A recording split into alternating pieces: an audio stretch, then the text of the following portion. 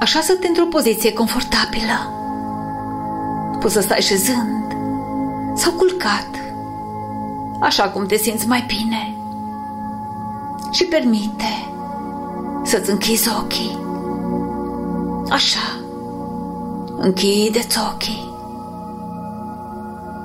Și vom începe să facem câteva respirații profunde, respirații diafragmatice, inspirând și expirând pe nas, suav, lent și profund.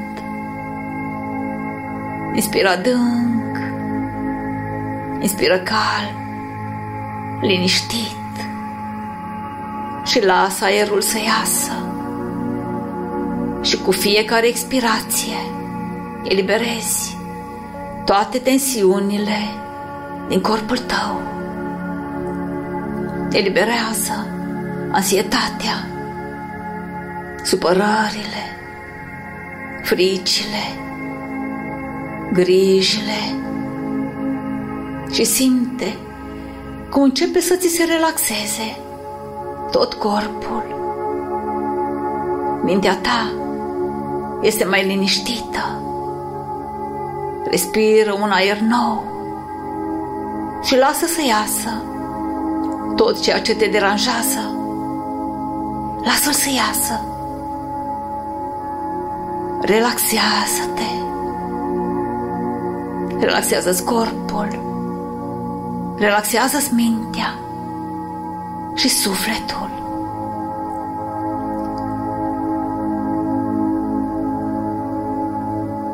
Acum îți voi cere să-ți imaginezi că ești în fața unui palat și să ai seama că este un palat diferit de tot ceea ce ai văzut până acum sau știai că există. E un palat magic. Ești în fața unei porți imense, foarte înalte, și bați la poartă. Și poarta se deschide singură și îți permiți să intri în palat. Privești în jurul tău și observi că ești într-o sală mare și pe ambele părți sunt uși mari din lemn alb. Te uiți uimit la tavanul înalt.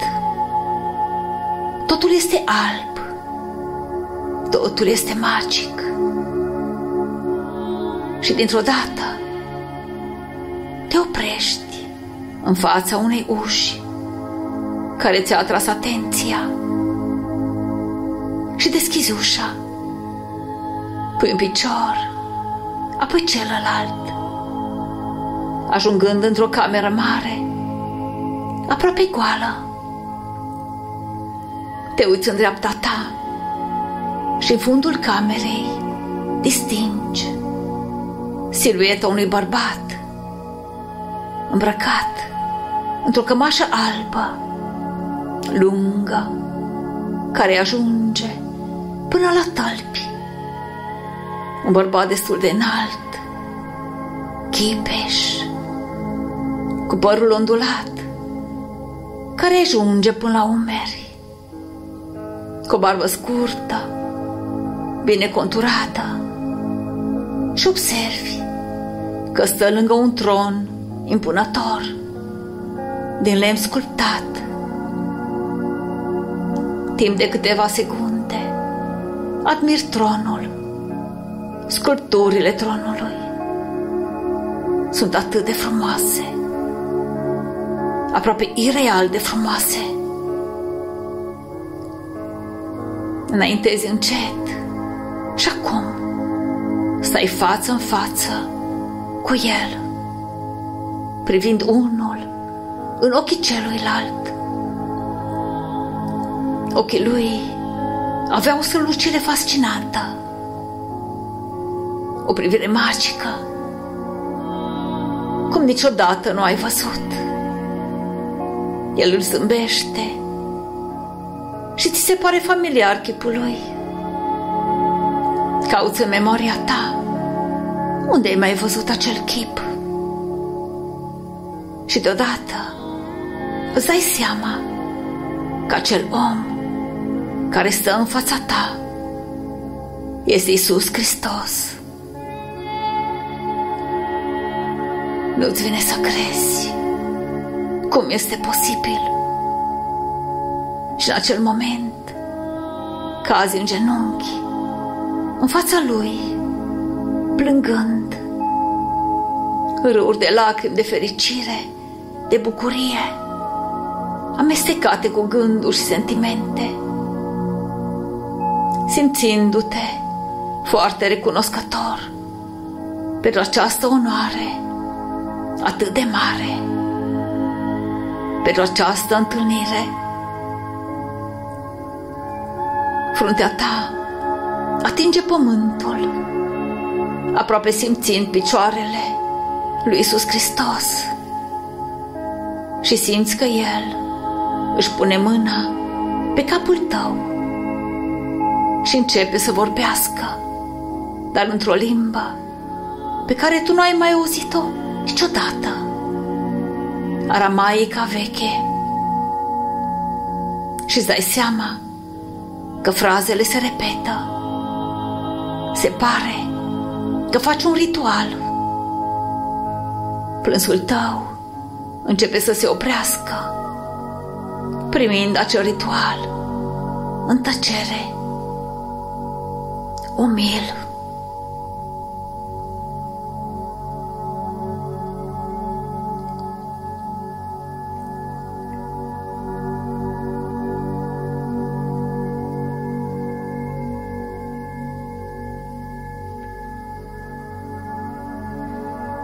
Când dintr-o dată auzi vocea lui din nou, spunându-ți: ridică-te și poți pleca.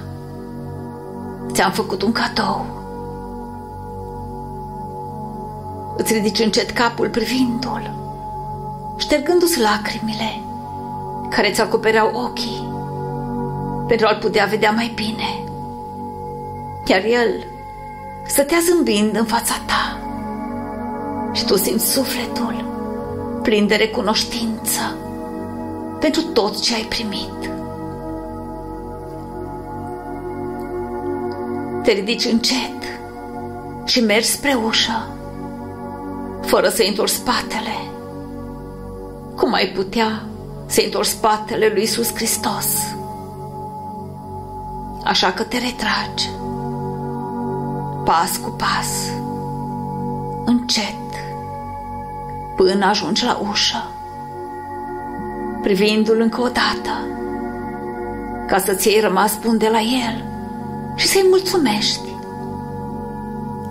Doar că nu mai era acolo. A dispărut. A rămas doar tronul și camera goală.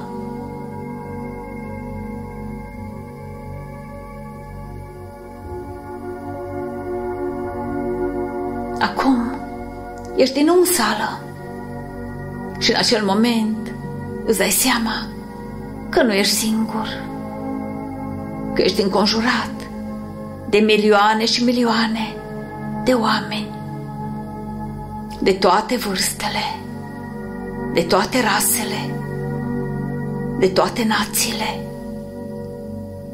și că toată lumea a avut aceeași întâlnire cu Iisus Hristos, aceeași experiență mistică, și că toți sunteți conectați printr-un fir energetic invizibil, formând o rețea enormă, formând un singur tot, o singură energie divină care ne unește pe toți.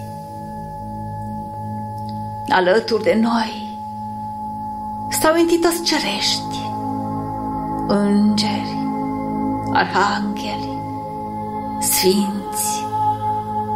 Reușești să te observi pe tine în acea rețea, o lumină mică și strălucitoare, la fel ca toți ceilalți, alături de familia ta, prieteni, toate persoanele pe care le cunoști și o mulțime pe care nu îi cunoști. E rețeaua divină de care facem parte dintotdeauna, doar că am uitat. Acum toți avem această conștiință de a face parte dintr-un întreg, un unic întreg, conectați cu o energie minunată, iar energia începe să crească și să se înalțe vibrația, ajungând la nivele incredibile de conștiință.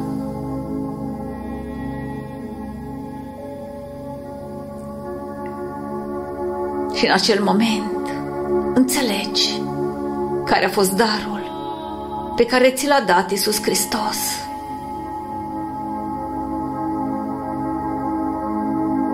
Și înțelegi că în acel ritual ai mai primit încă un dar ce ți l-a dat ție și tuturor celorlalți.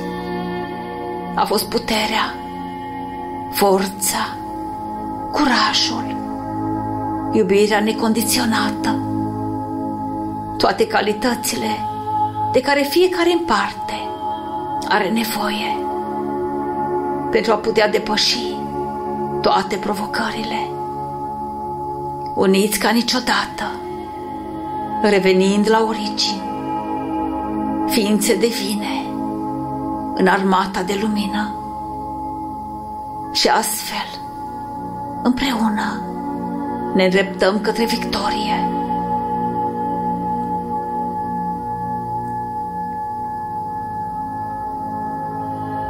Acum imaginează-te acolo sus, la acel nivel de energie pe care niciodată nu l-ai atins înainte. Și de aici ai capacitatea de a vedea repertoriile vieții tale, a existenței tale. Vezi prezentul tău și ce-i curios, vezi viitorul tău, probabilitățile viitorului tău. Și de aici mai poți vedea viitorul omenirii, un viitor nu foarte îndepărtat, cu o lume mai bună, unde relațiile personale sunt mai puternice, mai apropiate, mai afectuoase. Cuplurile sunt fericite, trăiesc în armonie împreună cu toate familiile. Copiii râd fericiți și se simt iubiți, protejați. Părinții petrec mai mult timp jucându-se cu copiilor. Sunt mult mai răbdători, acordă mai multă valoare lumii reale decât lumii virtuale. Dau mai multă valoare lucrurilor mici din viața lor, o îmbrățișare, un zâmbet. Nu mai există acea alergătură infernală, nu mai există presiunea financiară. Toți sunt mai focați pe iubire, pe compasiune, pe pace. Războaiele au rămas în urmă, doar o amintire.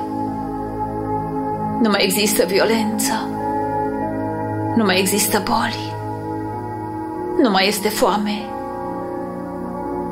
Suntem mai umani și învățăm să împărțim, să fim generoși. Invidia, răutatea și egoismul uman au dispărut. Au rămas doar o amintire în trecut. Am învățat să respectăm planeta, să ne respectăm pe noi.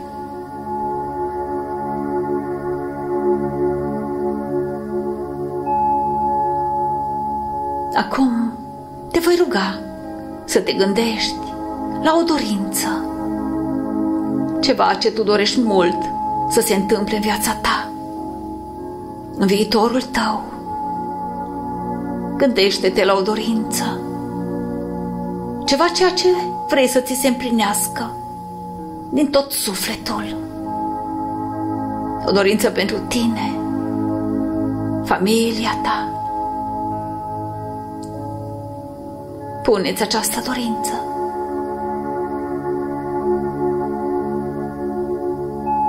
Și vezi acel scenariu al evenimentelor din viitorul nu prea îndepărtat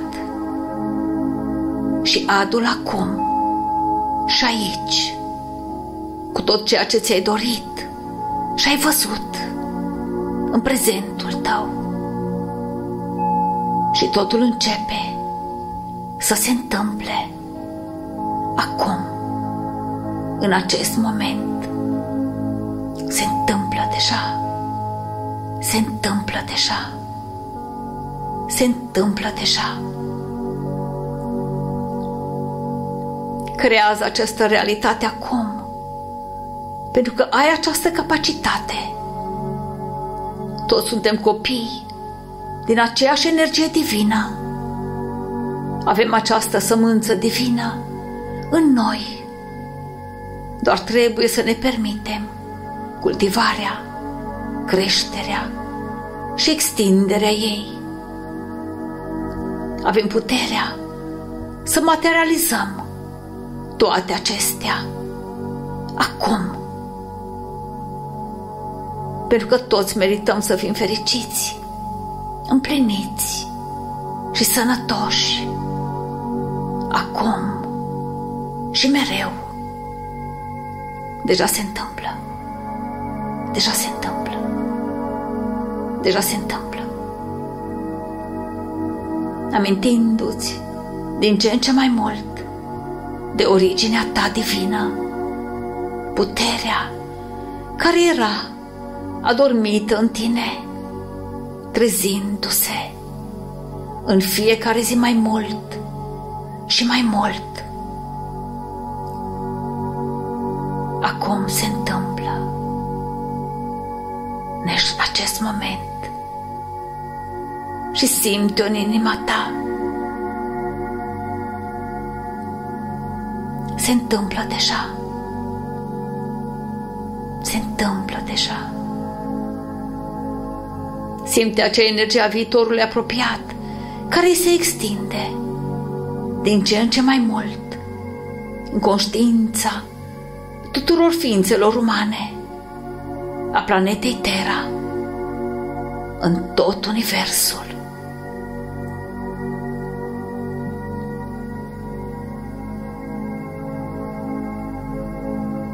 Și cu acel sentiment al misiunii îndeplinite te vom întoarce. Începe să inspiri profund, calm, liniștit, aducându-ți corpul înapoi cu toată energia pozitivă. Și încet, încet te vei întoarce aici și acum cu toată energia cristică pe care o ai implementată înăuntrul ființei tale, în toate celulele tale, extinzându-se în fiecare zi mai mult și mai mult, vindecându-ți corpul, vindecându-ți mintea, vindecându-ți sufletul, vindecându-ți viața,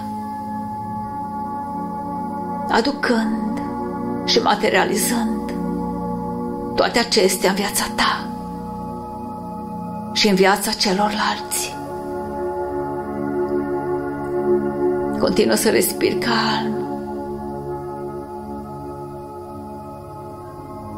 și puțin câte puțin te vei întoarce aici și acum. Inspira adânc încă o dată Inspiră încet și încă o dată inspiră adânc. Expiră și încet, încet poți să-ți deschizi ochii. Namaste.